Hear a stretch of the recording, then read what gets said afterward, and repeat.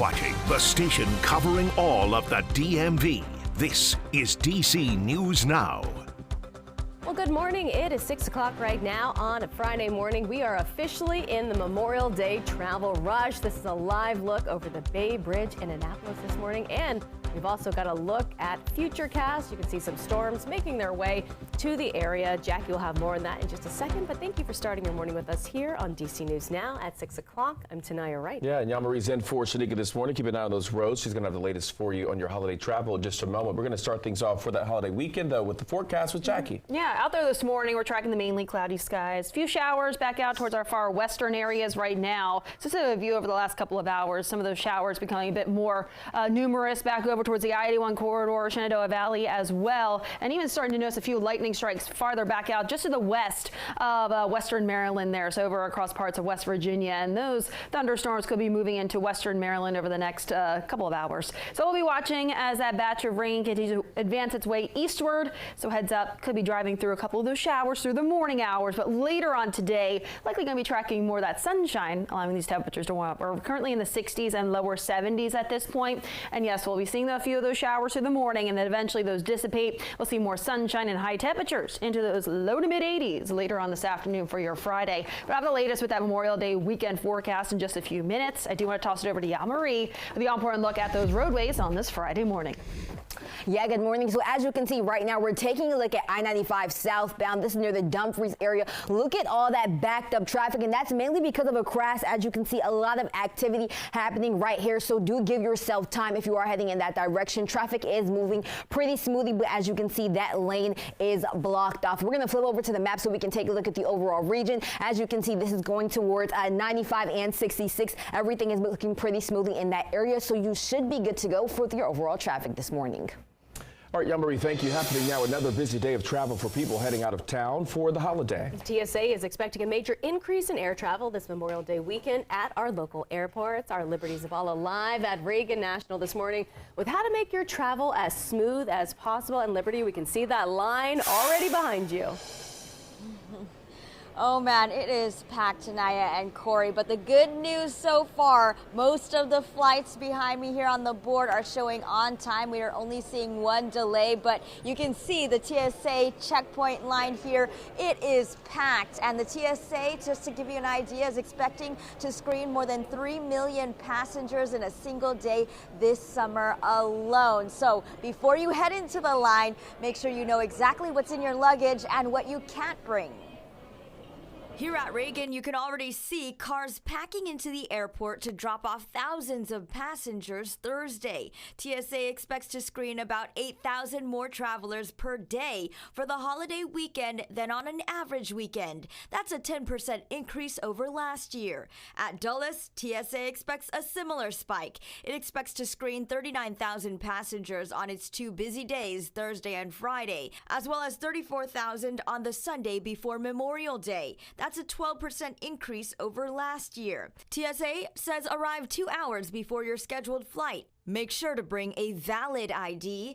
AAA predicts this will be the busiest weekend in nearly 20 years, with more than 43 million people expected to travel at least 50 miles from home this holiday weekend. The most important thing is get to the airport early. We're seeing unprecedented large crowds at airports across the country. Get here early. I couldn't stress that anymore. The other thing is, of course, know before you go. Know what is in your carry-on bag so that you're not having anything that's prohibited in there, which is going to slow you down. So great advice right there. And for those hitting the roads, the Maryland Transportation Authority also expects more than 330,000 drivers to cross the Chesapeake Bay Bridge. So even the roads will be packed. Tanaya and Corey, I'll send it back to you. All right, thank you, Liberty. And with the record number of travelers on the road, like she just mentioned, drivers advised to leave early. Travel times can increase by 90%, getting mixed in with other vacationers and local drivers. AAA says getting out the door before noon or after 7 is your best bet. And taking a live look right now at 495 in Maryland. Maryland State Police say they are increasing the number of patrols for this Memorial Day weekend to crack down on impaired and distracted drivers. Patrols are focusing on Route 50, 13, 301, 404, and 413. Also, Interstates 495, 95, and 695. And state police say if you are attending Memorial Day events, remember to be safe. And this all includes having a designated driver. If you do plan on drinking, do not let friends drive impaired. Consider using public transportation or rideshare services. Always wear your seatbelt, avoid texting or being on your phone, and do not drive distracted. Virginia is hoping to make roads more safe with a new law. Starting this summer, all counties, cities, and towns will be allowed to lower the speed limit on certain state roads. Now, according to AAA, nearly half of all traffic deaths in Virginia are speed-related. The agency says a lot of drivers do not realize how dangerous it is to go over the speed limit. When we look at the potential for death and the average risk of death, at a speed of 23 miles per hour, it's about 10%, but by the time it's at 42 miles per hour, it's at 50%. The new law starts July 1st. And new this morning, D.C. police are asking for your help to reunite this dog with its owner. They say they're also searching for the suspect who stole the dog yesterday afternoon. Now, police say the person on your screen took the dog near the intersection of Gale Street and 16th Street in Southeast. It happened at about 4 o'clock yesterday afternoon. Police say the dog is a German Shepherd Pit Bull mix named Bruno. It was last seen wearing an American flag bandana. And in Virginia, police arresting a 17-year-old boy in connection to a murder. Prince William County police say this happened on Big Crest Lane in Woodbridge last July. Investigators say a group met up to sell drugs before shots were fired.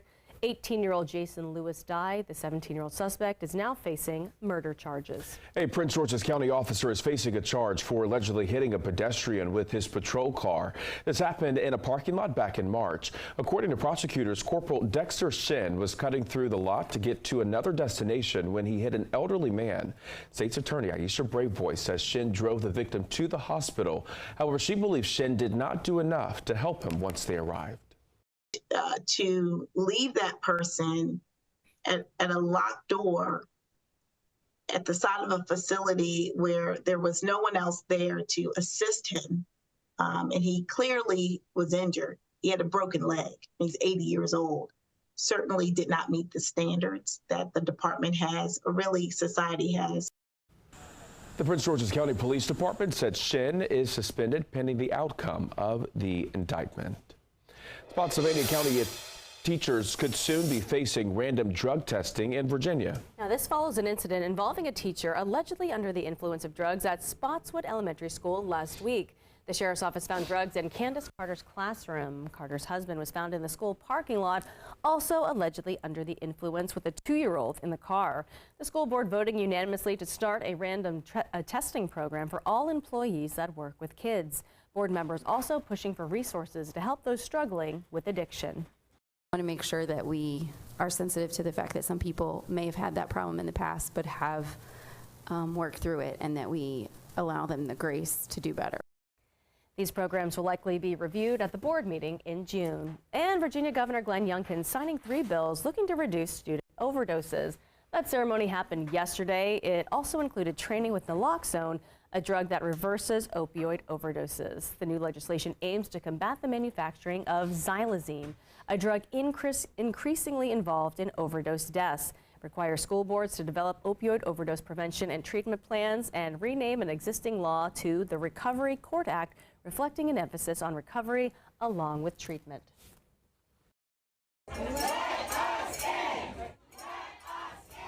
Montgomery County educators are upset after finding more than 300 positions will be cut. Now, the Montgomery County Council is taking $33 million out of its budget for students and teachers. This is according to the Montgomery County Education Association. Yesterday, members of the group held a protest outside the school board meeting. They interrupted the meeting and handed a letter to board members demanding cuts be made in other areas. Those 300 positions end up having ripple effects throughout the system. The fewer adults there are in a building, the more there are safety concerns, the less individual attention kids get. The school board did not talk about the budget or the layoffs at the meeting last night. The next school board meeting is Tuesday, June 11th.